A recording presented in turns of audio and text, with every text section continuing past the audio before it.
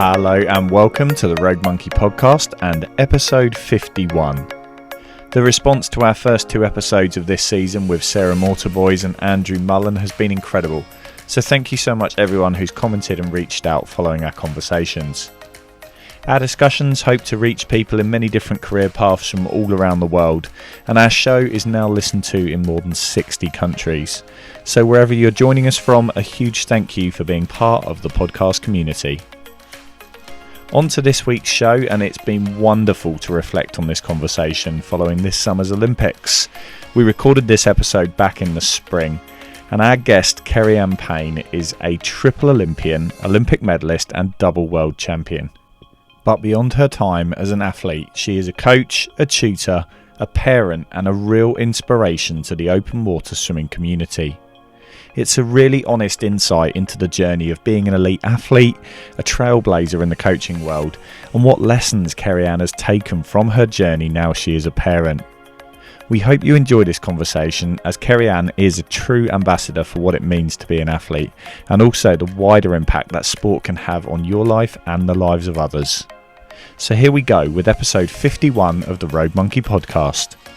Keri-anne Payne, athlete, coach and parent, exploring the journey of an Olympic swimmer through life. Hello Keri-anne, welcome to the podcast. How are you? I'm great, thank you. Yes, looking forward to things changing soon enough, but we'll see how the next couple of months go. Awesome. Well, we're going to dive straight into it. Obviously, I've given the listeners a little bit of an intro as to who you are, but if you can share a little bit of your story, kind of who you are, what your background is in sport.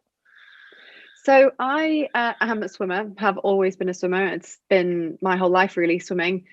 I guess when I was a kid, I never thought that I would make it to the Olympics. It wasn't, not that I didn't think I could, it just wasn't part of why I swam, really. I didn't swim because I was aiming to do that. I swam because I absolutely loved it. And I think that was definitely due to how I started out in my career. So my brother and my sister both swam already. So for my family, it was just you're going to learn how to swim so that you can do it safely. So I was born in South Africa and lived there until I was 13. So there was a lot more open water, outdoor swimming pools and gardens. And my mum actually couldn't swim or doesn't swim very well, still to this day, believe it or not. And so she just decided that she didn't want us to be in that same boat. Basically, she wanted to make sure that pun intended, she didn't want us to be on a boat. She wanted us to be swimming in the water and safe. And that's how it started, really. And the coach that I had, or the teacher that I had, first of all, was just amazing. She really helped me learn how to love the water rather than go through a program and push me too fast or push it too hard to try and get me to the next bit, to then get into the swimming club. It was just about play and fun and enjoyment, really. And I think I really held on to that for quite a long time, for the love of the water rather than doing it for something else. And then, when I started racing eventually, quite young, was about 8, I think, when I did my first competition, maybe even a bit younger, 7, 8, somewhere around there. I just, again, really enjoyed it. I enjoyed seeing the training have a benefit. And I think, again, that was quite a difference in the way that I had thought about it from a young kid. It wasn't about winning medals and standing on the podium. It was about seeing how the training had gone and trying to make myself a better swimmer. And my dives weren't good, or this wasn't good, or my turn wasn't good. So working on that in training, and then racing was an opportunity to see how it turned out. And I think having that mindset without worrying too much about the outcomes or putting too much pressure on myself about the outcomes, they just kind of happened because I was focusing on the processes. So before I knew it, I was top of my age group in a couple of different events. One being the 100 butterfly. Where did it all go so wrong from the 100 butterfly to where I got to eventually? And then the 400 freestyle and the 200 freestyle as well, I think. And essentially that, and maybe the 400 medley, somewhere around there. So when I left South Africa, those were kind of the events that I was doing, and moved then and had that same coach really for most of that time. And then moving to the UK, I went to Rochdale, North Manchester, and Rochdale, Aquabear of Rochdale's. No, I keep getting that wrong. Aquabears of Rochdale, under a guy called Dave Crouch, who is an outstanding human being, just one of the best. I've been so lucky throughout my career to have some great coaches, and Dave really was a true gem. He really helped me go from being a decent kid to being a potential. That makes sense, without putting the pressure on me, without kind of forcing too much on it. Took me through from kind of being a youngster to just about emerging onto the senior team at 14, 15, which is really quite young for the senior team at the time. And just kind of progressed from there, made my first. So I moved to the UK in 2001. Both my parents are from Manchester originally, so we moved back to Manchester. And we moved in April, and I made my first junior team in the December of that year of 2001. So, and that's started off my career, I guess, as you call it, within British swimming. And that took me from a junior to a senior quite quickly.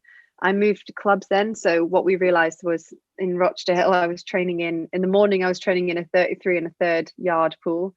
And in the evening, I was training in a 25 yard pool.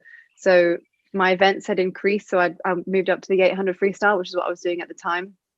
And trying to do distance training, 60, 70K in a 25 yard pool is a challenge. It's a real challenge.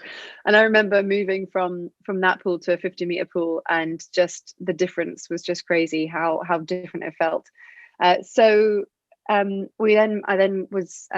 moved to Stockport Metro, and then I was coached by Sean Kelly for 9 years. So I was with him probably the longest, I guess, as a performance coach. And so I progressed from that kind of first senior team, which was just an international competition out to Greece, through to just missing out on the Athens Olympic Games in 2004. I did the time a couple of weeks late, so I almost got the time, but not quite, and then did the time a couple of weeks later. Then that probably gave me my first taste of, I could do this. This could actually be a future for me, as in I could potentially be we're not professional swimmers, but in our eyes, we that kind of step up to take it to the Olympics and get funding and continue to do the sport that I absolutely loved.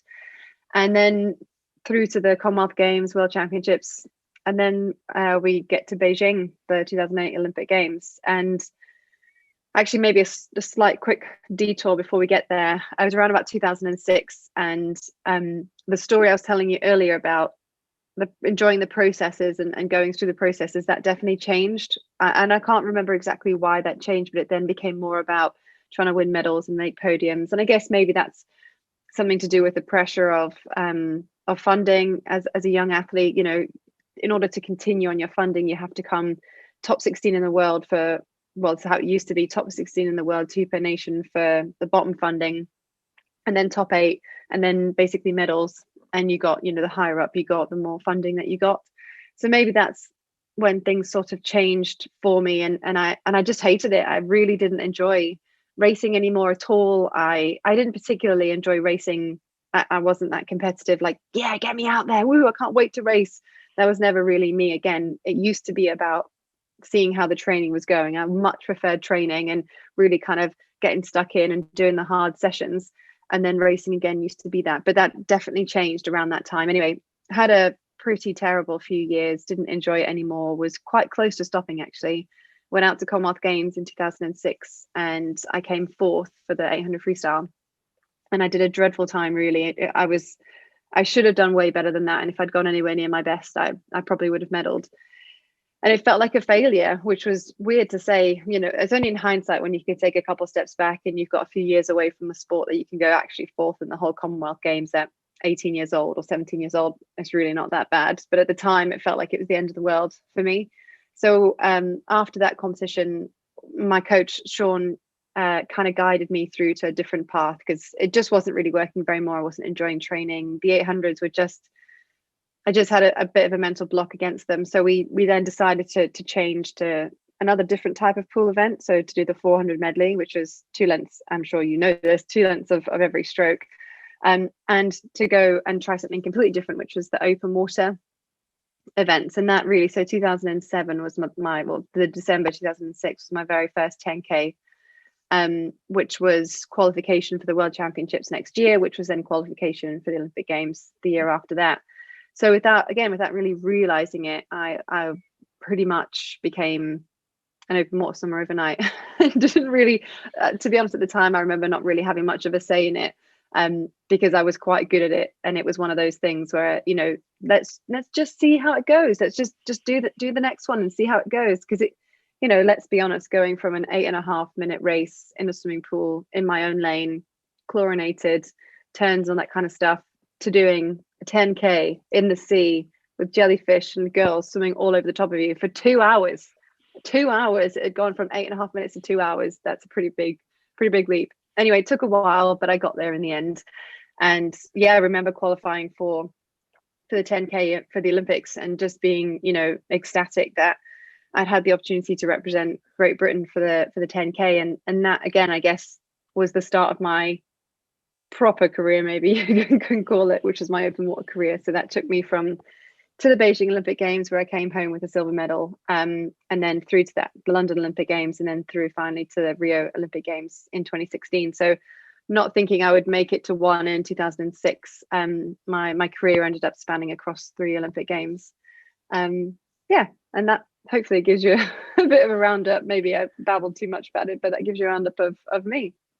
Awesome. Well, we'll come on to kind of, I guess, what happened after the athlete side of things, but I'm curious, having shifted cultures, because I would imagine going from a relatively warm and balmy culture down in South Africa to kind of moving to Manchester, not knocking the area, it's lovely, but it's a very different to South Africa. What was when you first got back into the pool and kind of settled in over here, were there any massive cultural differences you noticed that from a sports point of view, and I guess just general life point of view, that maybe were a challenge or that you really embraced? Or it was a real challenge not being able to swim outside. I think that was probably the biggest thing for me.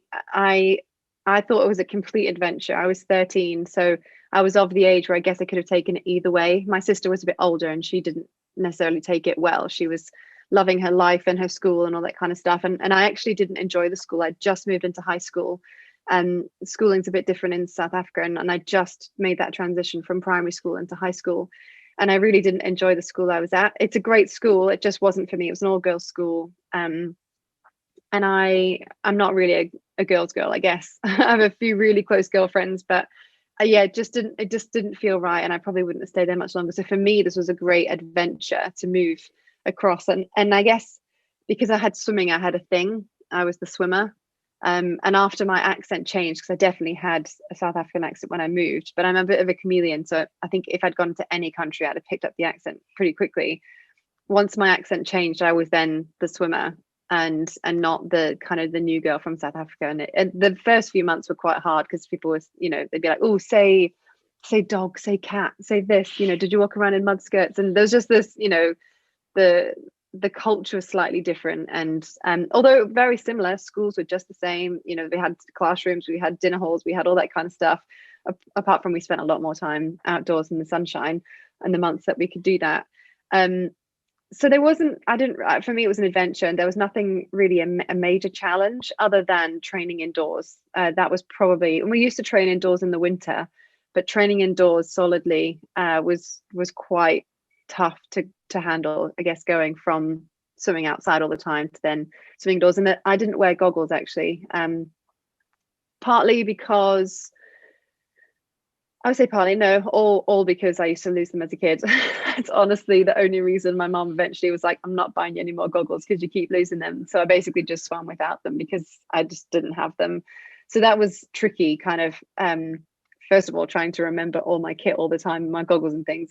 But yeah, and the chlorination of an indoor pool with all that kind of stuff, that definitely, I guess, if I'm thinking back, was really the only challenge that I felt at the time. So just, yeah, not being quite so outdoorsy. But my family were very much, and the whole family moved back together, including my older brother and sister. And my brother would have a barbecue. It's still to this day, he'd have a barbecue if it was snowing outside. So it really, like, other than the weather, nothing else really changed that much in terms of how the family ran. And we're at school and we were at swimming, so it all kind of fitted in quite nicely to how we were already living, I guess, to a certain extent. It was just that the school was different, the area was different, and the weather was different. So obviously, especially with something like open water, and obviously all the different teams that you made, you got to travel a huge amount. Like, I guess you don't necessarily appreciate it if you haven't traveled a huge amount with your sport. But I mean, I remember going to the Gold Coast 4 years ago and going visiting a swim program out there and chatting to the coach at 5:30 in the morning when the sun was coming up and going, now I get it.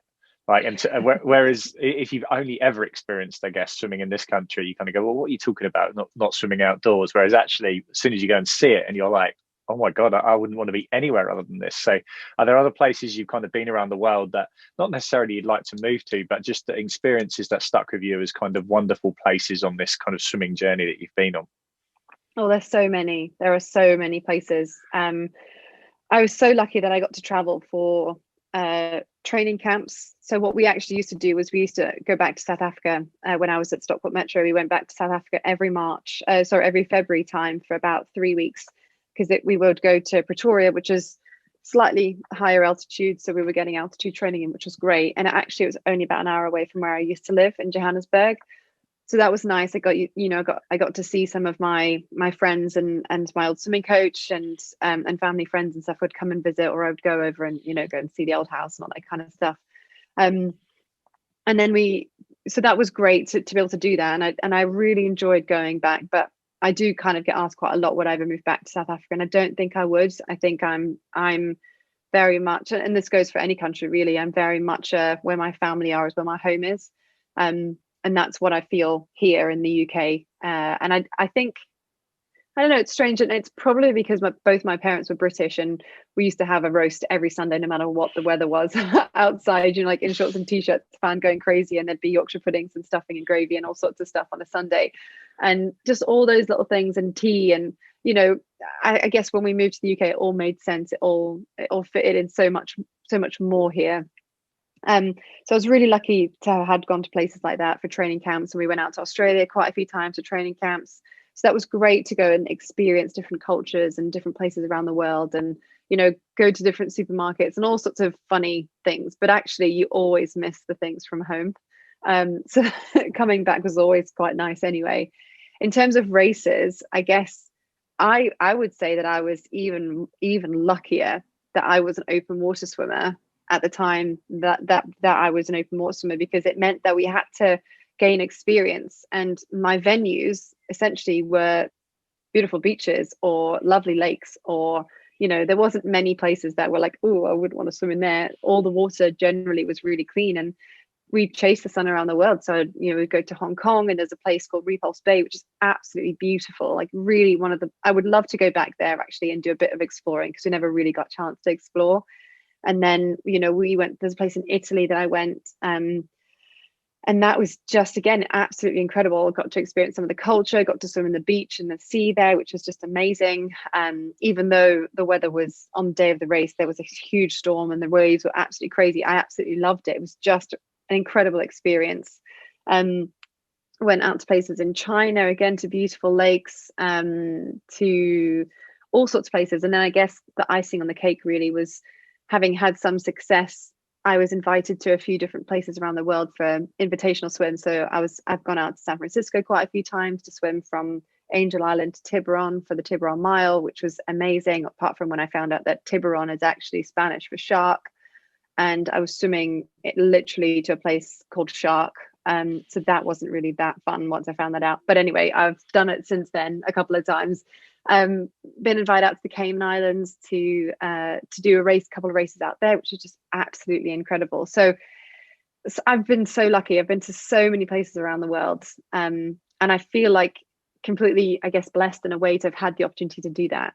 But probably not anywhere yet. Anyway, like I said, I'm very much a family girl, so my family are here in the UK, and that's where I class home as. Awesome. I'm curious a little bit around, you've obviously been to so many places, and especially in the competition sense, you've had some amazing experiences in terms of results. I know we don't want to talk about outcomes, but actually, having got, like so many kids aspire to make it to an Olympics and win a medal and become world champion and all those sorts of things. And having kind of stepped back from your athletic career, and actually you've ticked effectively those boxes. When you look back now, do you reflect back more fondly on the outcomes, as in those, the medals, the titles, or do you actually look back along the experiences, or is it a blend of both? I think it's experiences for sure. I think I'll use, the London Olympic Games as an example. I was leading up to that Olympic silver medalist from the previous Olympics. I'd won 2 world championship titles, and lead up to that, the last world championship title was the year before. So I was double world champion and Olympic silver medalist going into a home Olympic Games. I was absolutely the favorite for that race. I was actually on the front cover of the program of the day for the whole of the Olympics. So everyone that got programmed that day had a picture of me on the front cover for that day. And coming fourth, I mean, I guess let's talk about pressure as well for a second. I didn't feel that pressure because, again, I was never really outcome focused. It was more about following the process, and the process went well until I made a mistake. And that ultimately is what happened in London. Was I was the one that made a mistake. I made a rookie error at one point, and it absolutely cost me positions in the race. Whether it would have cost me a medal, no one can know that for sure, but it definitely cost, a lot of emotional energy wasted for the last part of my swim, and having to work really hard, and who knows what would have happened otherwise. And I guess in the moment, and finishing and coming fourth by 0.4 of a second at home Olympics was brutal. It really was. It was absolutely brutal. And I knew that I had about 0.4 on a 2-hour race. Yeah. Tell me about it. Yeah. all of that. I think for anyone out there like listening to that, there's so many people who are not that familiar with swimming and going, 0.4, that's not much. No, not 0.4 when you watch it on a race and it's a 50 freestyle and it's done and dusted. Yeah. We're talking 2 hours slogged. So sorry, carry on. I just wanted to try and give some context totally, there. Absolutely. 2 hours, and it came down to that last little bit. So 0.4 of a second and 4 seconds actually from the winner. So she was only 4 seconds ahead. So managing to make that back up. So, but at that time, all I could think about was what a failure it was, and how disappointed all the people there were going to be, and how my family were there. They'd come to watch, and all that kind of stuff. And my teammates were there. I knew they were all there watching as well. And I knew I had about 2 minutes to compose myself until I spoke to Claire Balding and literally the world media, because the media queue was just like I've never seen anything for an open water swim like that before. It was lines and lines and lines and rows and rows and rows of media there to interview everyone. And that was, really hard at that time, because I didn't have long to figure out what happened, or to figure out in my head what I was going to say about it, other than just the emotion that I had at the time, and that it was just my fault. I was angry with myself more than anything.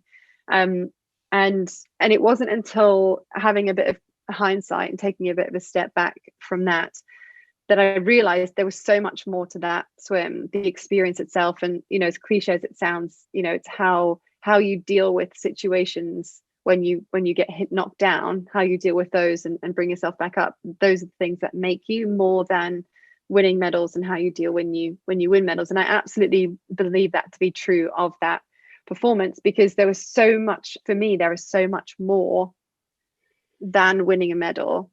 However, if we hadn't won the medals in Beijing, and I hadn't been world champion, and I hadn't been double world champion and favorite coming in, I don't know how many people would have been there watching the race on the day. But to know that there were 30,000 people, yes, 30,000 people standing around Hyde Park. Think about Hyde Park. It's quite a small venue, really, when you think about it. 30,000 people had come to watch the open water swimming that day.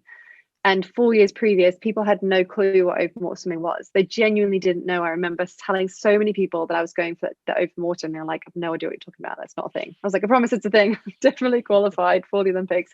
And then instantly coming back and having won the medal, and people saying I was up at 4 a.m. Like, it was just so exciting. I loved the race. I couldn't believe a 2-hour swim could be so exciting.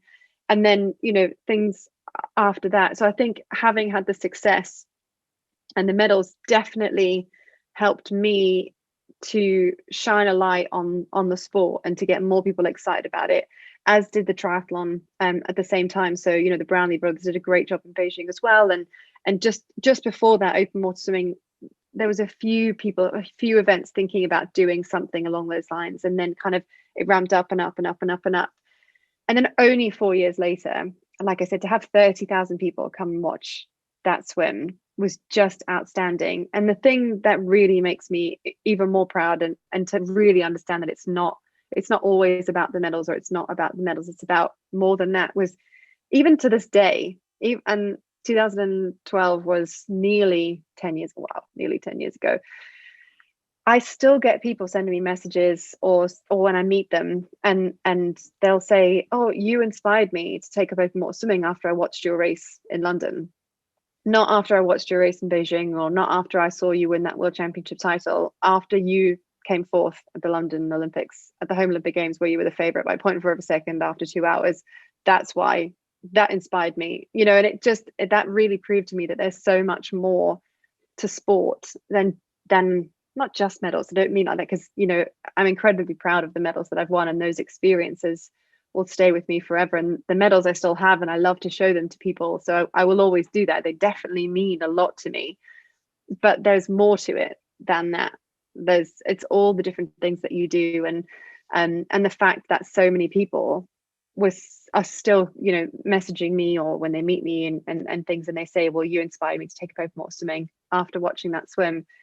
That really changed a lot of things for me, and that really helped me guide my next 4 years, which was about, for me, it was about becoming the most robust open water swimmer from London to Rio, as well as then inspiring people to take up open water swimming. And that's what my mission was really for that next 4 years. And thinking back, that had been my mission from Beijing through to London. I just hadn't realized it. I hadn't been able to name that I was trying to inspire people to do that. But ultimately, that's what the aim was. I think it's fantastic, and I think a lot of people underestimate the value of home games. I think possibly because it was obviously off the back of a financial crisis, and there was a lot of other social things going on at the time. But certainly anyone in the sports sphere, especially in Olympic sport. I mean, I went down to the games. I was talking to a group of athletes about this recently. You can't articulate when you walk into the park and there's a big sign that says there are 1 million people here to see sport.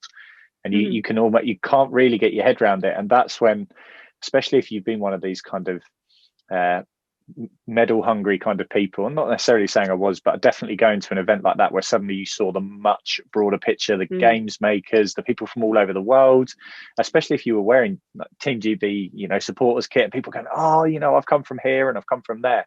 It does become a lot more than that. And I don't think that story gets told enough. So it's really kind of refreshing to hear you say that.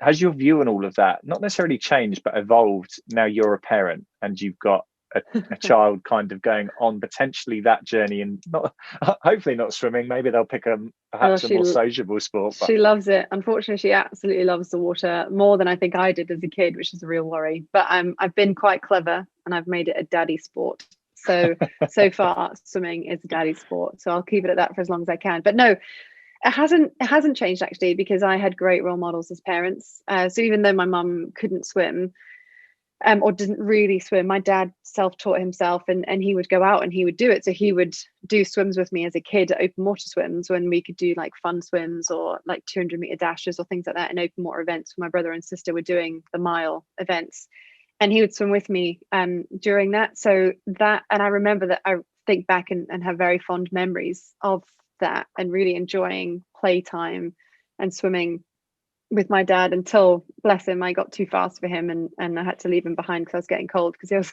having to wait too long for him. Bless him. And but I do really remember that time, and how my parents never really, and maybe it's because I was a third child, and by then they're like, just do what you need.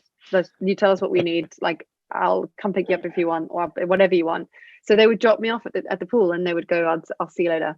And I would literally see them when they came to pick me up later. So there wasn't this, like, I didn't feel this pressure of them watching me on the side, or they weren't getting too involved. I think they probably did that already with my brother and my sister, and they were like, nah, we're done with this. If you want to swim, you have to come wake me up. And that's how it was. It was all about me. It became very much about me being the one to do it.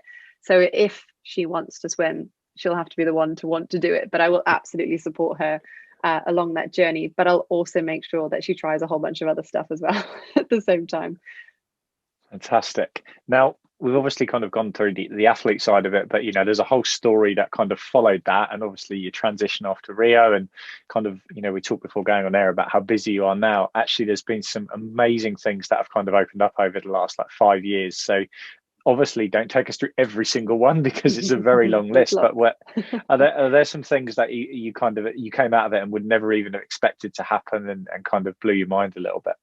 Yeah, so the first thing, and that's the thing that's keeping me the busiest right now, is that as a result of this incredible rise in open water swimming, and to be really proud to be a part of that journey from Beijing,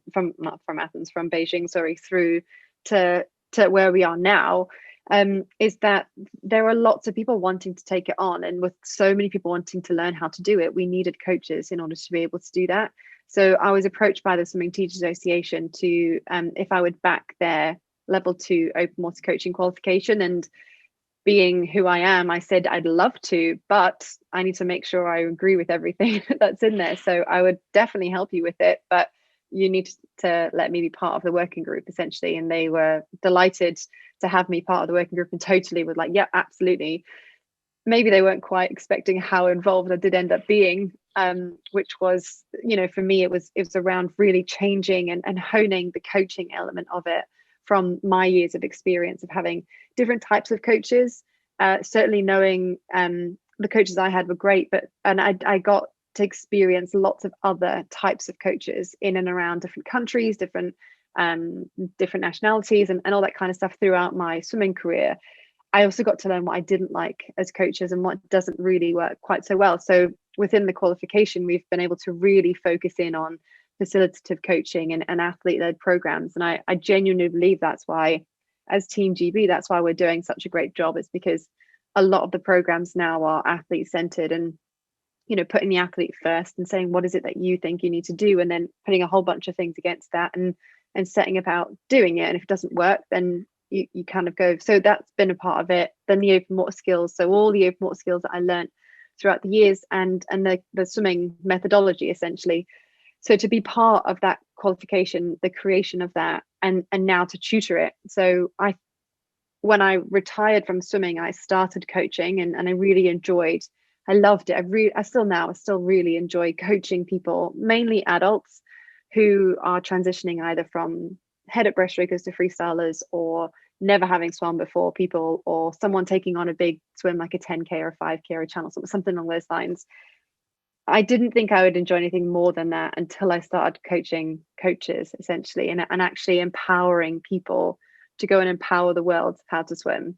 And by the time we get to April, May time, I will have, well, maybe even June, July time, I will have qualified over 300 coaches in 3 years, which is mind blowing and amazing. Like I've pretty much got 2 courses, the theory part of 2 courses every single month between now and May, so that I can get 90 people. I've got to try and get 90 people qualified as soon as the season kicks off. So end of April time through to May, June time, as many people as I can get, 90 people qualified before I then start the in-person courses and do more courses throughout the year. So for me, I love, my mission on this planet is to empower the world to swim, and I could do that with only so many people. But now empowering other people to do the same thing, to coach the way that I do, and to coach the way that I think is the right way to be coaching, that grows and grows and grows and grows and grows. So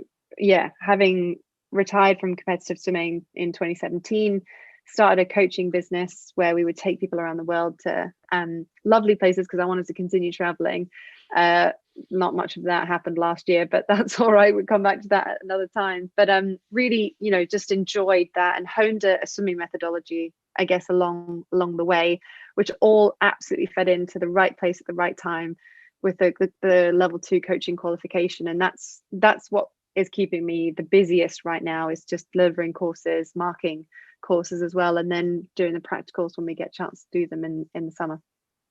Fantastic. Well, I say it's been really cool just to see how much it's exploded, even over the last 12 months. Like a lot of the pools were closed last year on and off, and actually that really made a difference to open water, and almost not by design, but actually a lot of people were like, well, I'm going to go and try it. And then there was that kind of, oh, this is pretty cool. It's fresh air and there's sun, and when I get out, I can sit in the sun and all these sorts of things. So it's rapidly growing, and I think it was either last year or the year before when you did sink or swim, and that kind of showed again another aspect to it, which perhaps brought it more into, I guess, people's front rooms, even that were maybe not even sporty or swimming. And I just wondered if you could talk a little bit about that experience, because that was, as a viewer, even with a swimming background, watching it going, that must have been a really interesting period of time doing all of that. It was, and it was a really short period of time, from having the interview with the production company to starting filming was only about 2 weeks, I think, which is a really short space of time. And I guess, I really am, like I said, I'm athlete led. And what I mean by that is whoever I have in front of me, it's about working out a plan of action for that person to help prepare them the best that they can be. And that's different for lots of people. But we then had, 12 people who, some could swim, some couldn't. Most of them absolutely couldn't swim and were absolutely terrified of the water, and a couple could swim. Now, how I approach someone who's terrified is very different to how I approach someone that can swim and they're just trying to improve. It takes a bit of time. You can't just chuck someone in and expect them to get over their fears. It takes a bit more time.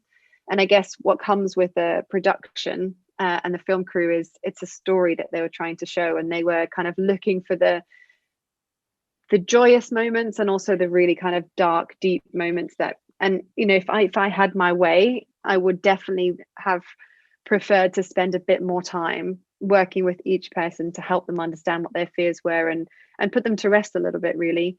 And I think one of the other big challenges was that we couldn't say as much as we wanted to in terms of what was coming up next. So we knew what was happening, and I knew the people that were going to be struggling with certain things because of what was coming up next, but we weren't allowed to talk about it because we were the coaches. And then as they were told by us, we then would coach them as quickly as we could through that little challenge that they had to do. And I think it's certainly not the way that I think sets people up for as much success as possible, but they did an incredible job. The guys that were terrified of water, Limpid Christie, and Diane, she just absolutely terrified. Simon as well, just really scared of the water, and they did absolutely get over those fears. And they each had different fears, they each had different things that really kind of got to them, and they all got through those challenges. And most of them made it onto that boat to make that crossing across the channel, which is, more people have climbed Mount Everest than have swum the channel. That's a huge stat to basically throw out there. Around about 300 people attempt the channel a year, and only about 20% of them actually successfully make it across there. So it's a huge challenge for someone that's trained for 2 years to do it, never mind a bunch of people who are on really tight schedules because they all have day jobs anyway, and they're trying to train, and we're trying to get all this filming stuff done. So it really was, my hat goes absolutely off to all of them for trying really hard, putting the effort in when we were off camera as well. But I guess TV is TV, and it's got to be a bit entertaining. And I guess the only thing I would change is that I'd love to have spent a bit more time with each person, having working out a plan for them and trying to follow through with that plan. But we didn't have enough time for that, unfortunately. It was really cool, I think, just to actually, especially with the fear side of things, and not obviously playing on it, but actually there was probably people up and down the country, all different backgrounds, all different ages, that could empathize so much with probably people that they've actually never associated with the sport of swimming before. And there was a real humanizing element to it. And I think, I've been fortunate enough to spend some time around some really successful athletes that do a lot of kind of the stuff you do, of paying it forward when they finish the sport themselves.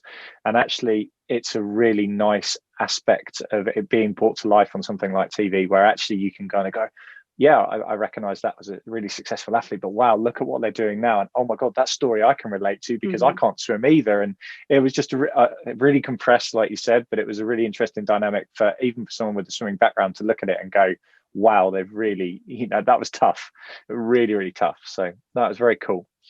I want to pick up on one more thing. You've obviously had this, and it's still very much going and growing and evolving, but you've had this incredible journey, both as an athlete, but kind of across your life so far.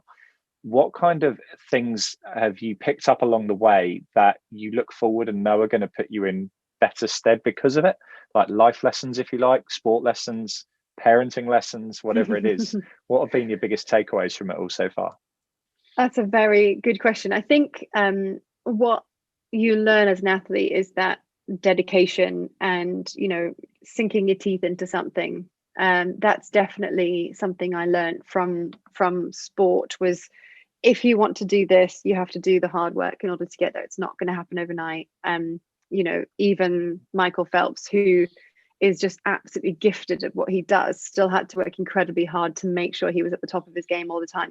He couldn't rest, essentially.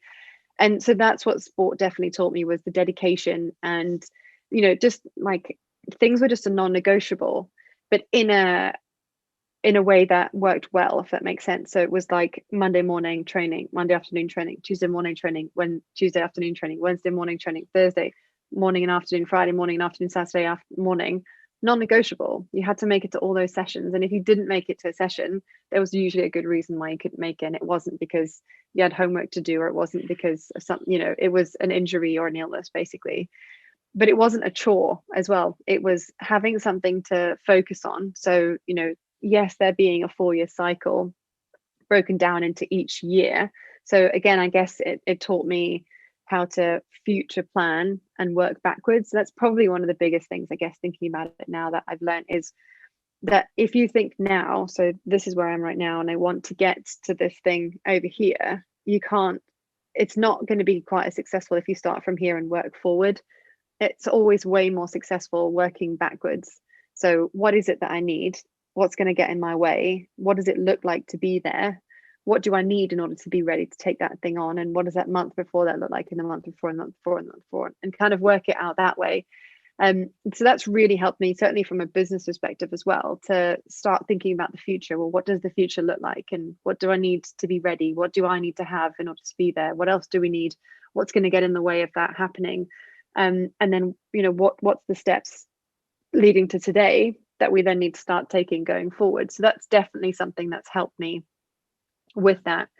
I guess the challenge I hadn't really accounted for, shall we say, is having a child, and how there are so many things that are non-negotiable.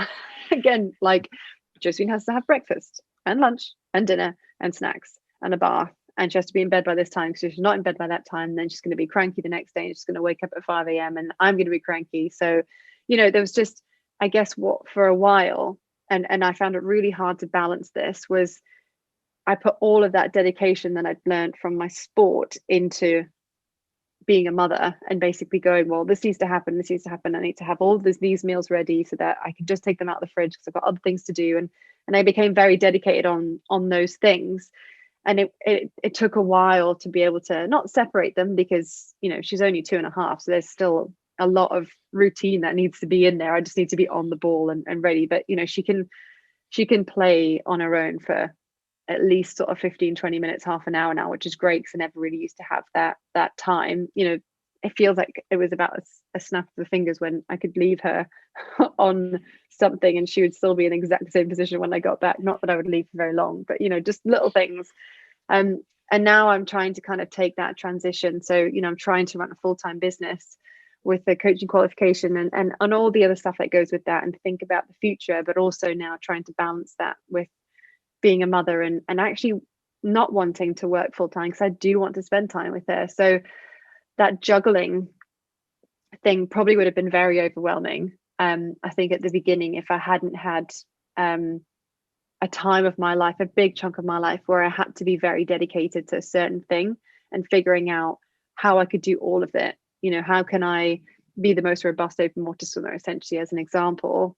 I had to be everything. I had to be all these different things, but I couldn't do them all at the same time. So that's really, I guess, certainly a lesson that I'm still going through right now, which is trying to navigate and be present in the thing I'm doing at the time. So be present when I'm working, and not worrying about or feeling guilty that I'm not with Josephine, but also then when I'm with her, is not being guilty about not working, and being present in the time with her, and enjoying and living in the now and enjoying that experience. So I think, yeah, that's definitely a challenge that I'm still certainly learning how to do. But I think because of sport, if there's something that we didn't know how to do, we seek the answers from experts. So I guess I'm trying to do that, and listening to podcasts and contacting people and reading books and that kind of stuff, trying to figure out what am I missing, how do other people do juggling work and child and all that sort of stuff.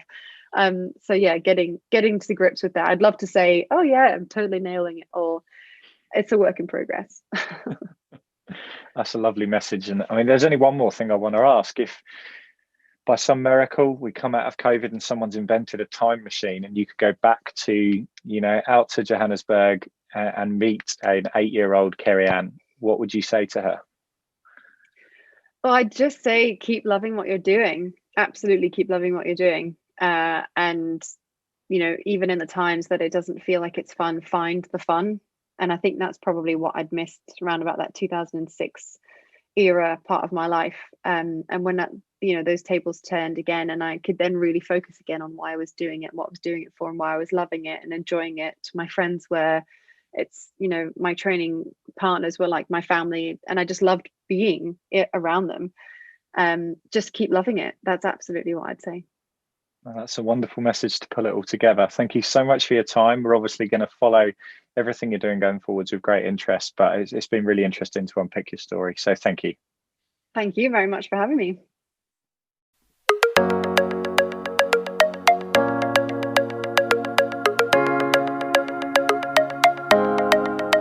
Thank you again there to Kerianne, a wonderful person and a true credit to the sport that she's traversed on her journey. So much to take away there as someone who's learned so much from their sporting journey and taken it forwards into their life. We've included the links to Keri-anne's social media and website, so please make sure you check those out. From one Olympian to another, as next week we speak to another athlete turned coach, but a very different journey as our guest next week competed at the Olympics as a 14-year-old girl. Stay tuned for that.